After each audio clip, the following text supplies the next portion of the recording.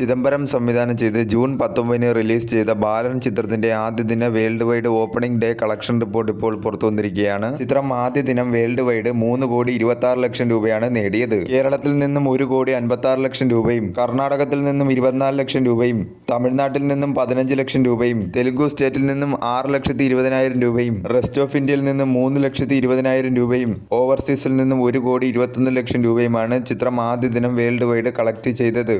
ഒരു പോസിറ്റീവ് റെസ്പോൺസാണ് ചിത്രത്തിന് എല്ലാ മേഖലയിൽ നിന്നും ലഭിച്ചുകൊണ്ടിരിക്കുന്നത്. ലാംഗ്വേജ് വൈസ് ടോട്ടൽ ഡൊമസ്റ്റിക്കിൽ നിന്നും ചിത്രം ആദ്യ ദിനം കളക്ട് ചെയ്തത് മലയാളം ലാംഗ്വേജ് 1,91,00,000 രൂപയും തമിഴ് ലാംഗ്വേജ് 5,00,000 രൂപയും തെലുങ്കു ലാംഗ്വേജ് ഡബ്ഡ് വെർഷൻ 4,00,000 രൂപയും കന്നഡ ലാംഗ്വേജ് ഡബ്ഡ് വെർഷൻ 55,000 രൂപയും ഹിന്ദി ലാംഗ്വേജ് ഡബ്ഡ് വെർഷൻ 52,000 രൂപയുമാണ് ടോട്ടൽ ഡൊമസ്റ്റിക്കിൽ നിന്നും ചിത്രം ലാംഗ്വേജ് വൈസ് ആദ്യ ദിനം കളക്ട് ചെയ്തത്. റീസെന്റ് ആയിട്ടുള്ള ഓപ്പണിംഗ് ഡേ കളക്ഷനാണ് ചിത്രത്തിന് ലഭിച്ചത്.